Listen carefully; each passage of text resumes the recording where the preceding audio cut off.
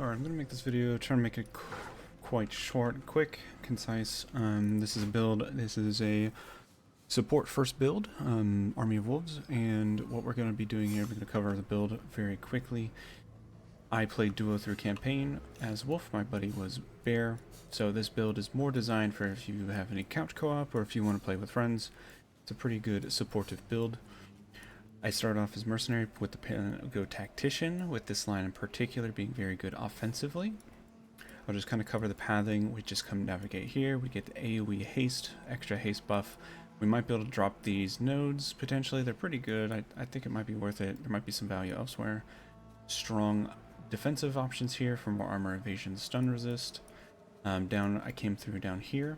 This whole line down here we could probably drop. I was just testing around with some of these nodes. We could probably drop them, but right now I'm going to keep them in until I feel the need.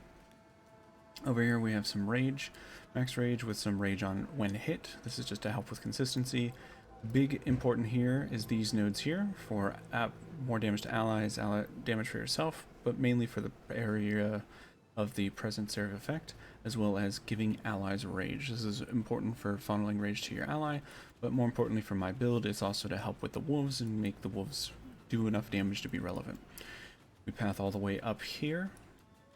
I grab some more rage.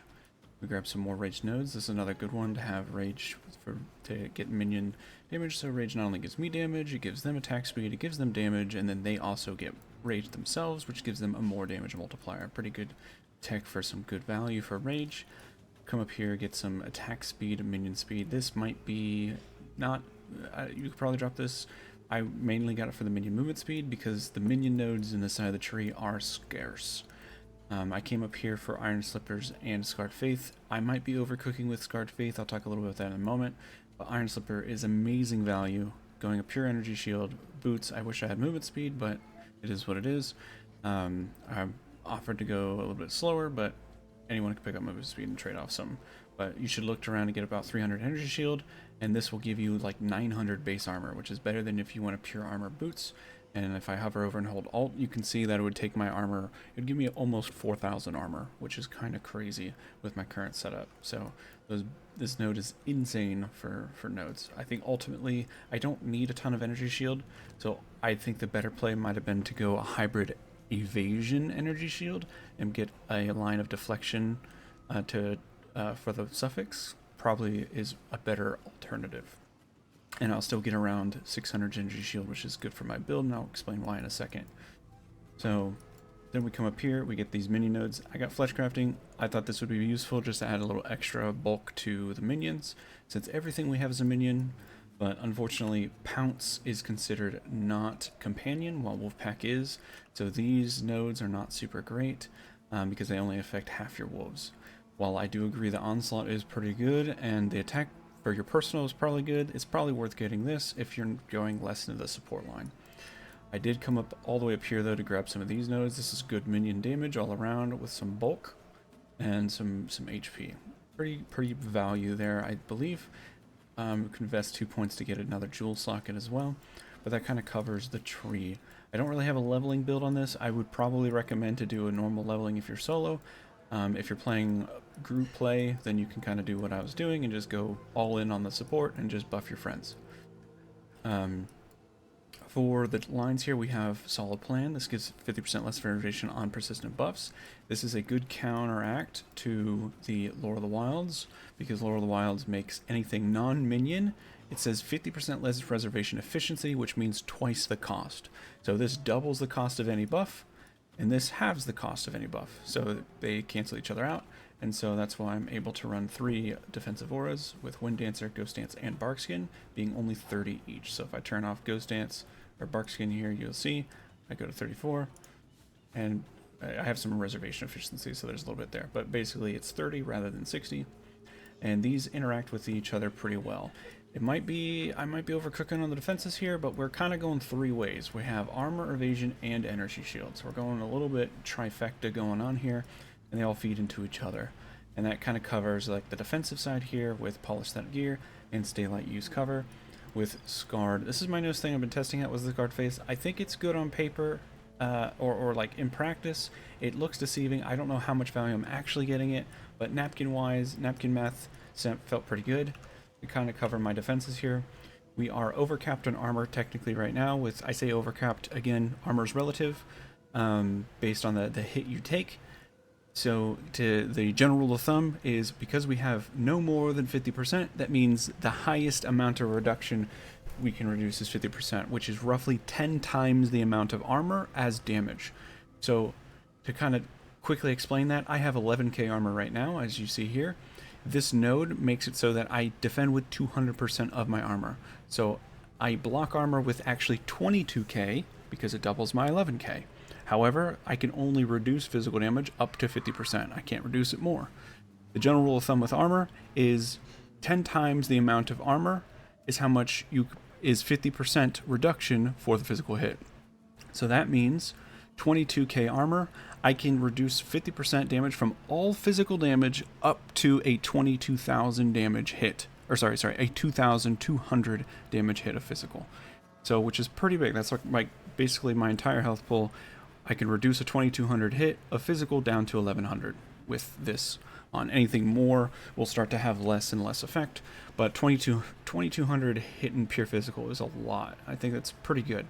It doubles the effectiveness of the elemental damage, so going from a 7k to a 14k, so I reduce an elemental hit by up to 1400 elemental damage by 50%, and then my resistances kick in for another 75%.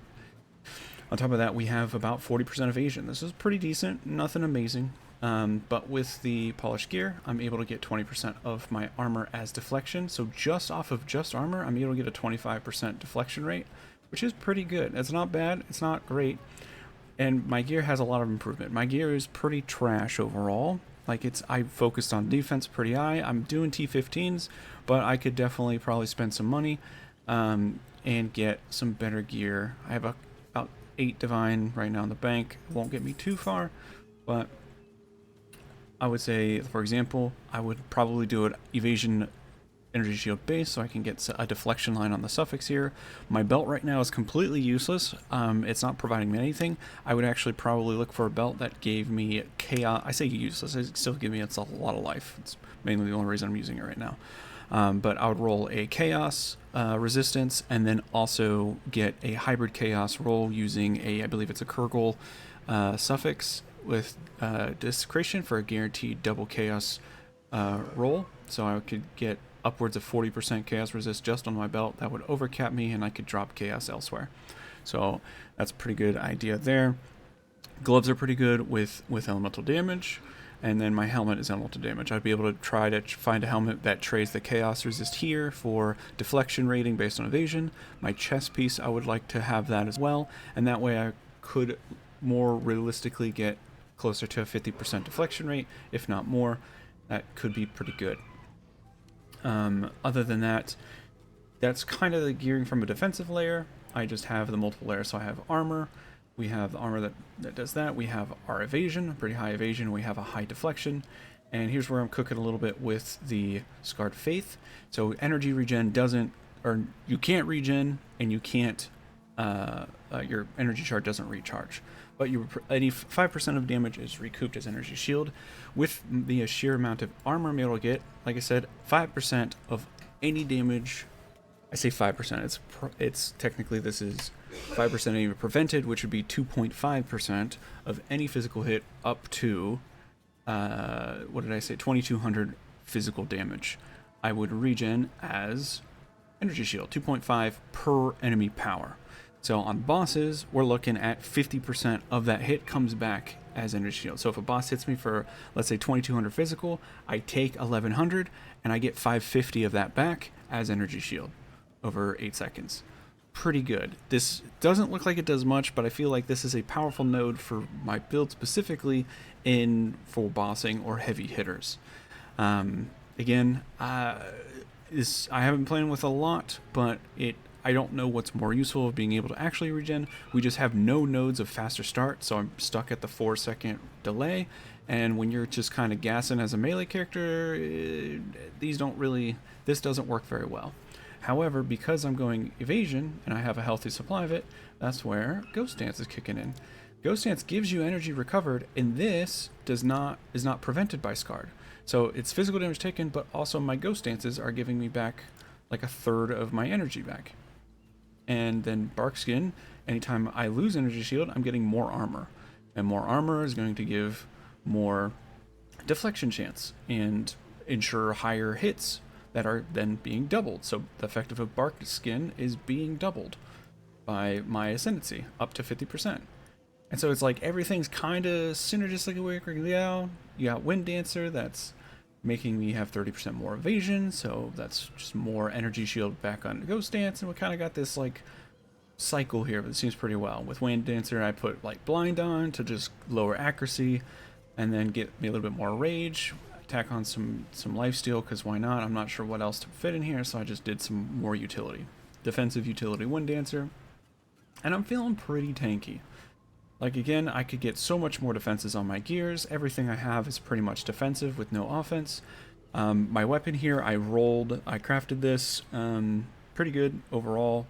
I wish I did a different desecration. I chose the Spirit Reservation thinking I could use it to squeeze something extra in, and ultimately it didn't even use this. It basically, it didn't give me anything, unfortunately. So I would rather pick the one that gives you attack speed. It's like 16% attack speed, and your companions also get attack speed. That one's probably the better role for the guaranteed desecrate, because you can guarantee, I believe it's an Amonomu, if I'm not mistaken, for the suffix on weapon. And then I crafted on the +5 melee, and then I essenced for the flat dam. So pretty good. Not bad, not great. It's not an amazing weapon, but it's mainly for this, to give as much physical, or not physical, but as much flat damage to my wolves as possible to help scale their damage much better. In terms of skill gems, the efficiency here comes around but you're gonna see these numbers are gonna look low, and they're gonna look really high once I show you in the map. But effectively, Lunar Assault here is just gonna be freezing. It's mainly to get Ice Bite, as well as just a reliable freeze stacker against bosses to get you high up, to get them primed for Lunar Blessing. Lunar Blessing is going to be where you get a major amount of damage to you yourself as well as the wolves, being 73% of damage gained as cold, and then Moonbeam itself also has a lot of extra damage and helps freeze things or get them primed for freeze for Arctic Howl. Arctic Howl is going to be a massive, with the recent changes, this is a good buff for itself, and overall, it didn't change too much for my specific build, but this is an amazing, tied with Batir's Vengeance. This gives you basically damages extra cold to all allies. This is busted. I think it's going to get nerfed by the end of this league, if not, or well, not during this league, but definitely for next league. This seems insane. This is basically for my rage, I have 62, so this is a 62, and then my Lunar Blessing is 73. This means 135% of my damage and my allies' damage, my wolves, as extra cold, with 62 of it being to all allies. So if you have a friend, they get that as well. Adding exposure from Exposing Cry, getting Raging Cry with some extra rage to help keep my rage up, to help funnel this, as well as being able to keep Lunar Blessing up 100%. And then Echoing Cry, this pulses an extra one out. There's no downside to this. This is only gains, because the damage effect reduction, this Warcry does no damage. Instead it buffs, and this doesn't reduce the amount of the buff. So this is actually only gains, extra pulses, more uptime, everything good about this. Cross Slash I kind of skipped over, not too much to talk about. This is going to be your bread and butter for activating your marks and spawning your wolves. I just did a bunch of damage. It hits pretty hard with the new update. You can see it hits twice for 305 each, and if you can shockwave for 600, so like 1200% on a mark. This hits pretty significantly high. Pounce is insane. Pounce is your go-to. This applies the predicate mark that your combo is going to look like you pounce in, cross slash out for immediate trigger to summon a wolf. The only node here that doesn't apply to both Pounce and the Wolves that I have right now is Eternal Mark. This makes it so I can consume the mark once and it won't go away. So this allows me on bosses, for example, I can pounce in immediately, cross slash, spawn some wolves, and the mark stays, so I can cross slash a second time once it's towards the end of the mark. This mark is insane because with the buff, it makes the target take 60% more or 60% increased damage. This stacks with a shock, so if you have a reliable source of shock, you can apply that here.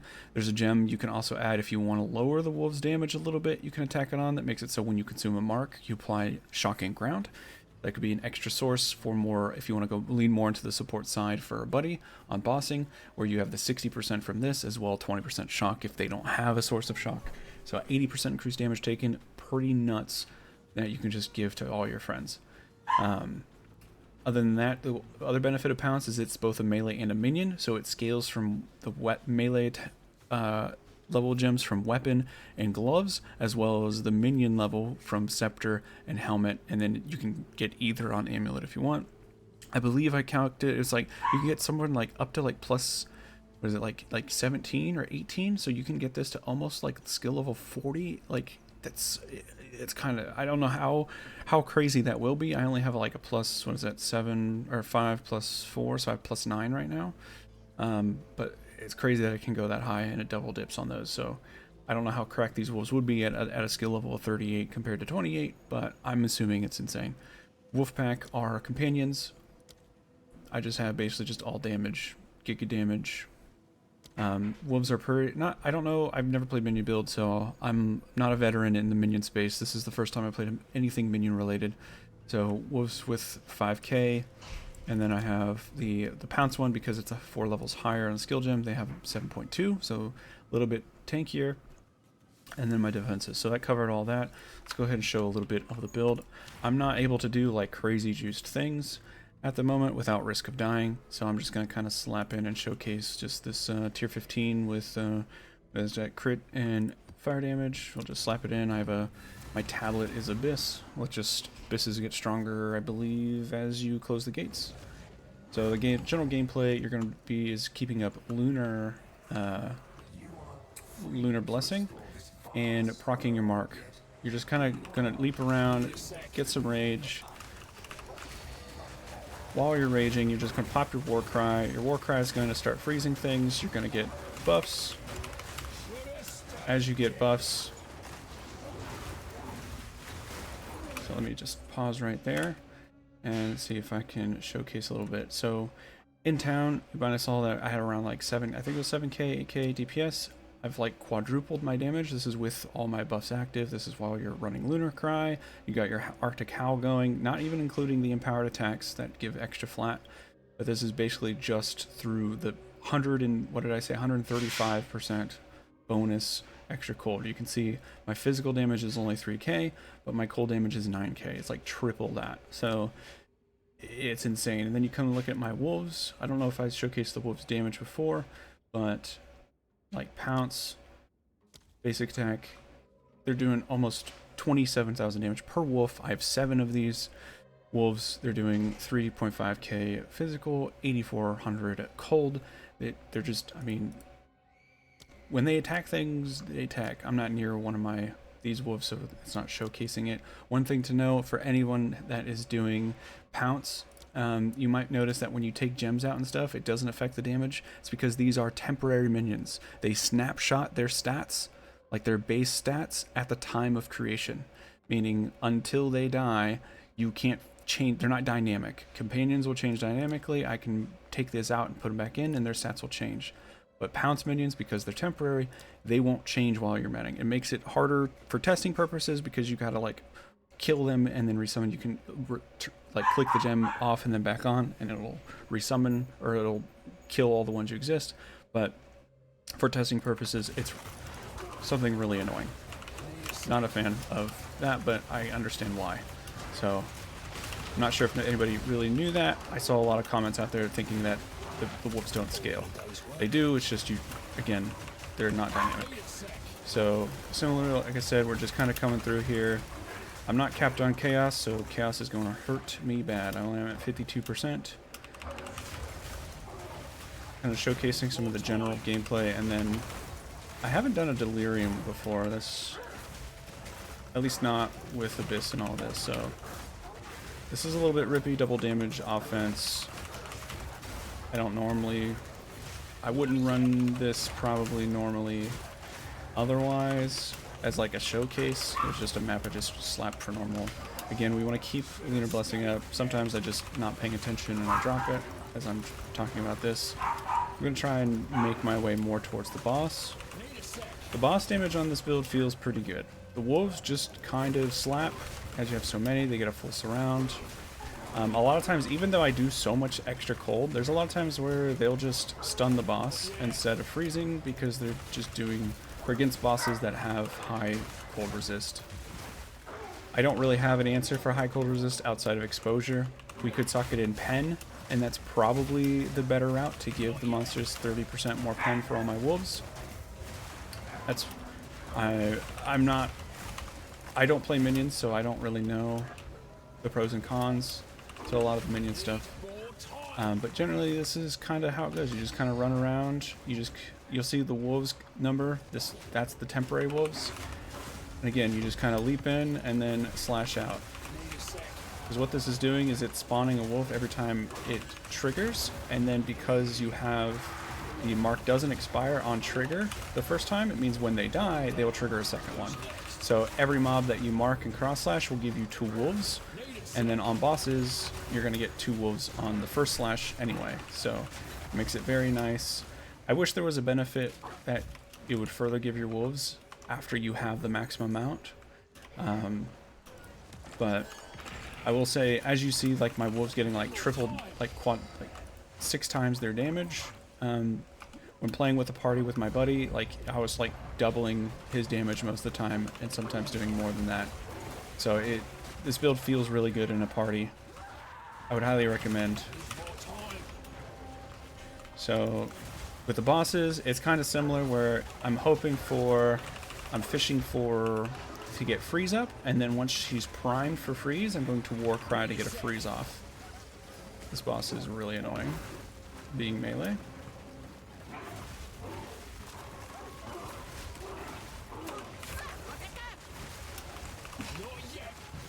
And look, she's dead.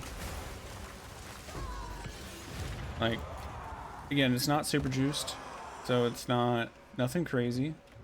But for a build that I intended to do purely as a cooperative support, this is pretty good. It has the potential of being solo, and like I said, I've fed more into the support side of it. You could definitely make some tweaks to go into the solo side if you want more personal power. Yeah, that's pretty much it. That's the build. I probably skipped over some stuff. I tried to explain everything that I thought would be good.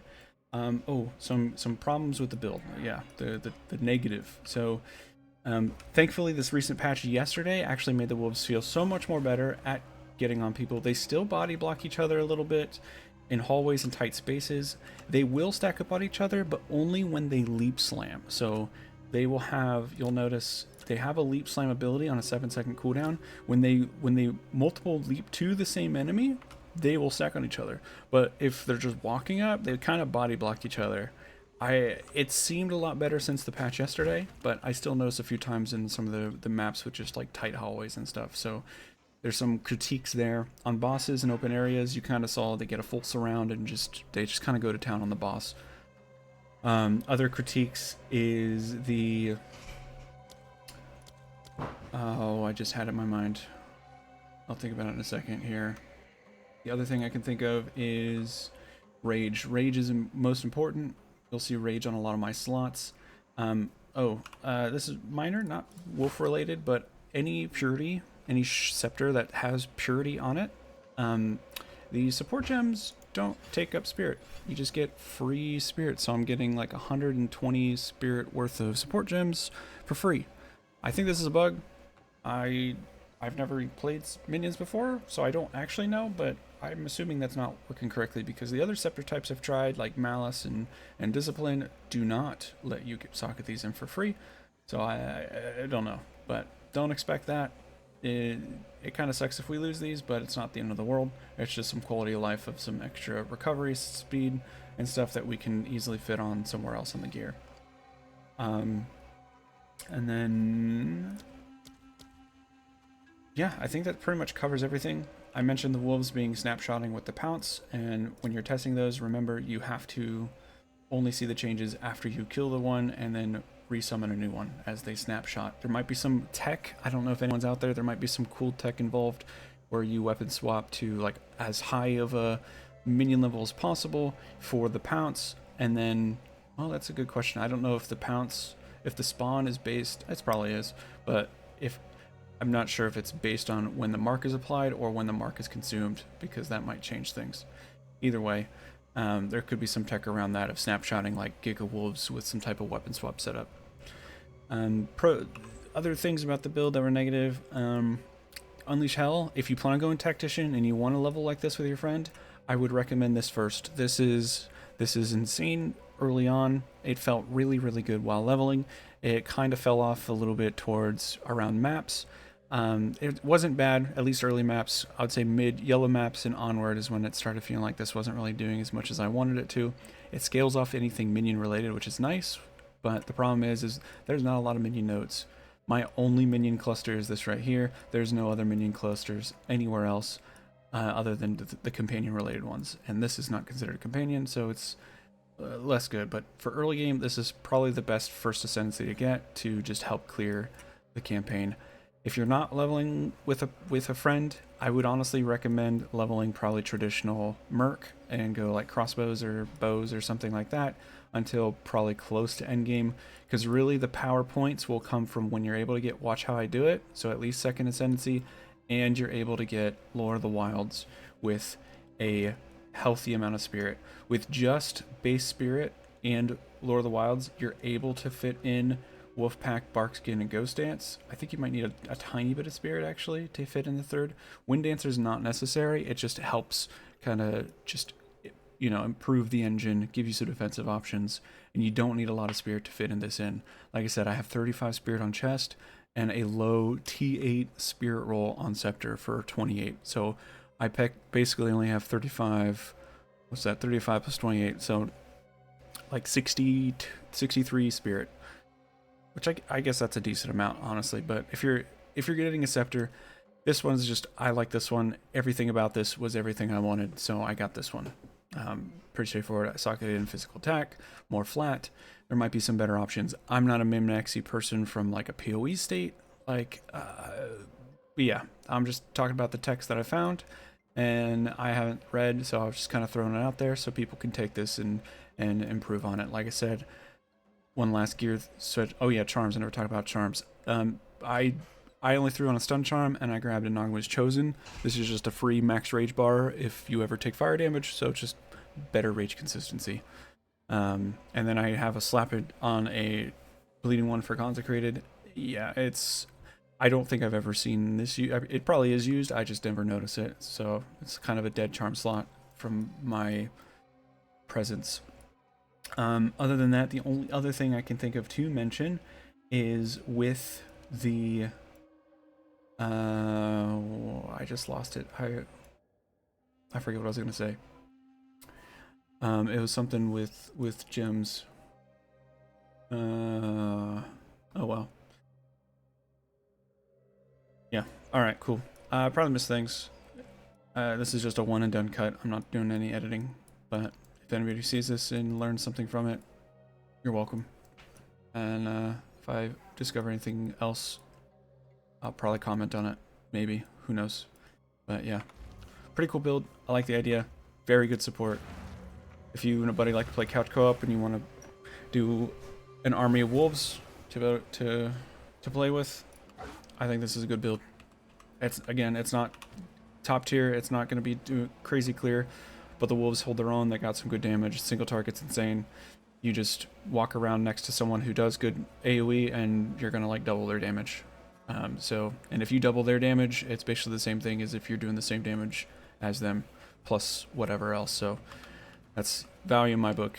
I think the goal for any support is if you can double someone's damage, then you're doing as good as them. All right. Have a good one, guys. Peace.